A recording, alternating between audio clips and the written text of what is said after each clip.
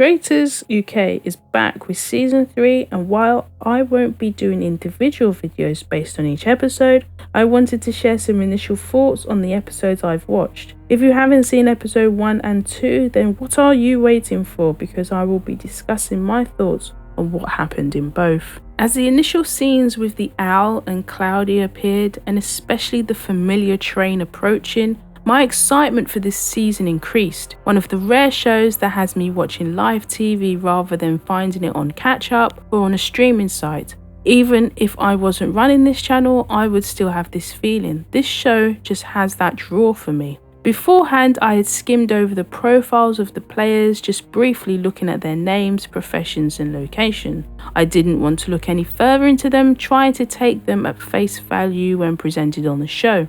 It did help that by the time the episode started, I'd forgotten most of what I had read. As episode 1 proceeded, my first disappointment was that production has yet again chosen 2 players with an existing relationship, following the trend of both season 1 and 2, this time picking sisters Armani and Maya.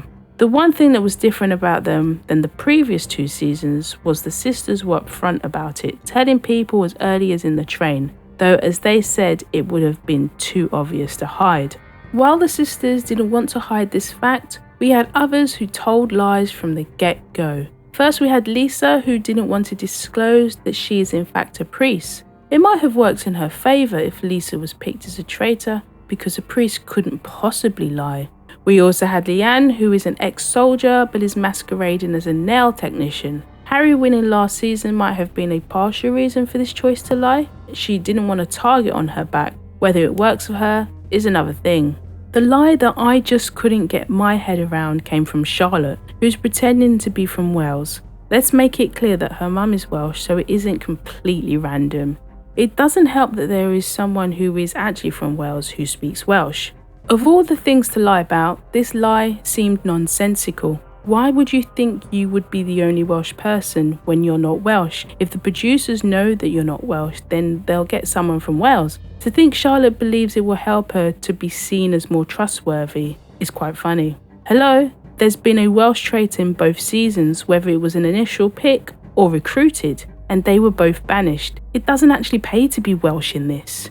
Back to the train. We were warned that things were going to be a little different, but I don't think anyone would have expected the first difference to happen before they'd even stepped off the train. That moment where the train moved back definitely had me intrigued. 25 players won that train, and I knew there was too many. I just thought it would be handled when they got to the castle. Instead, Claudia on the speaker told them that if one person got off the train from each of the 3 carriages they were on, £10,000 would be added to the prize pot. They would have 10 minutes to decide, and every minute they took to decide would mean losing £1,000. You've gone through all the auditions, interviews, checks, and even got time off work, and yet you won't make it to the castle to really play the game. A brutal way to exit, but in a game full of lies and murder, do you expect anything less? So we had each carriage wondering what to do next. Surprisingly, people offered rather than come up with a way that was down to chance. I'm sure they could have found something on the train to help decide. Even though Nathan was willing to take the chance of no one leaving to see what happens, we did get 3 people volunteer to leave. Alexander, Fozia and Jack were the ones left at the side as they watched the train depart, with £7,000 added to the prize pot. This wasn't the first time the UK version has supposedly eliminated players before the Traitors pick, and so did season 4 of Deveradas, the Netherlands edition. Both brought them back, so I was wondering if this was going to be yet another false flag. If the UK hadn't done something similar, I wouldn't be as disappointed, but their return feels inevitable. It's just about how they return and what role they will have. The other change was revealed at the roundtable, which was already out in the media before the first episode. This season, there will be no reveal of roles in the final. The faithfuls that make it to the final episode will really have to trust their instinct. I know some people don't like it when there's no reveal, but there's been a lot more faithfuls winning when this has happened, so it's not always a sure thing that it benefits the traitors. For the traitor picks, Armani, Linda and Mina were picked by Claudia. Surprised but not surprised that it's all women. It probably has something to do with how season 2 turned out. There were 6 traitors in season 2, but only 1 was female, and Ash was picked by Claudia.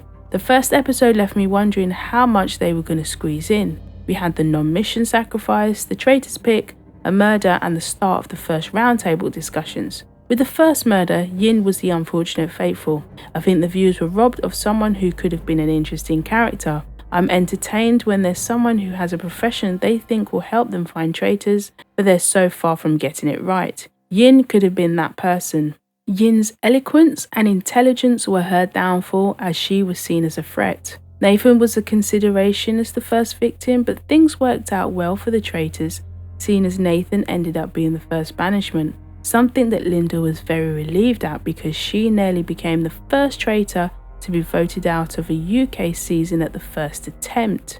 I needed to emphasise that because there has been more than one occasion of a traitor being banished at the first roundtable, so Linda escaped joining that particular club. We didn't actually see Nathan being banished until the beginning of episode 2, which meant we were treated to 2 banishments. So much drama. Between those 2 events, Keith was murdered in a plot to frame Charlotte. Not sure why they thought that would work, but they had a backup plan. Use Charlotte's words against her. To me, it looked like Armani and Mina's questions about Charlotte were a coordinated attack. Not sure if it was just because I know they are traitors, but it's the way they hung on to what Charlotte said about being relaxed when the traitor picks were done. Not enough people were swayed in Charlotte's direction. Instead, the majority went for Ellen. I did like the twist the first mission brought, with the opportunity to stop the next murder from happening.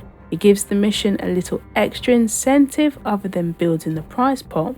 Though I did think this came a little too early in the game. Maybe it should have been in a couple of more episodes. The mission segment in the show don't seem to be well liked amongst many. The first episode didn't have one, and it shows as an example of what an episode could be like without them. Though they would need to fill that gap in the running time and find ways for the money to increase. Maybe adding extra incentives and side quests might stop viewers feeling it's the weakest part of the show. After the 2 episodes, my main takeaways about the traitors are the following. It's too early to tell if I think a traitor or faithful will win, but I'm confident that if a traitor does win, I don't think it will be any of the 3 picked. I think what's been shown of the moments after the traitor picks doesn't fill me with confidence. I think Mina has the best chance of going further in the game over the other 2. She seems to have a good balance to her game, and she hasn't been mentioned by anyone yet. Though, if she has too many moments of quietness, this may count against her. Linda has slightly changed, according to many faithfuls. Jake noticed that Linda turned in Claudia's direction when she said traitors after the traitors were picked. Linda had the second highest votes in the first banishment, but I was surprised by the lack of votes against Linda in the second banishment. Linda's defense in the first round table wasn't very good, and no one really brought that up in the second round table. Armani needs to dial things down a notch. She went in hard and fast and has been planting too many seeds. It's funny how Armani seems to think she's playing the game well, but more and more faithfuls are suspecting her. Even Maya senses something is up with her sister and says her behaviour is different. There's something that's borderline cocky about how Armani is viewing her gameplay. Too busy trying to control the narrative that she's unaware another story is being written. With the heat temporarily off Linda, I think if the faithfuls actually take the chance, Armani will end up being the first traitor banished. I could be totally wrong, but let me know what you think in the comments. Until next time.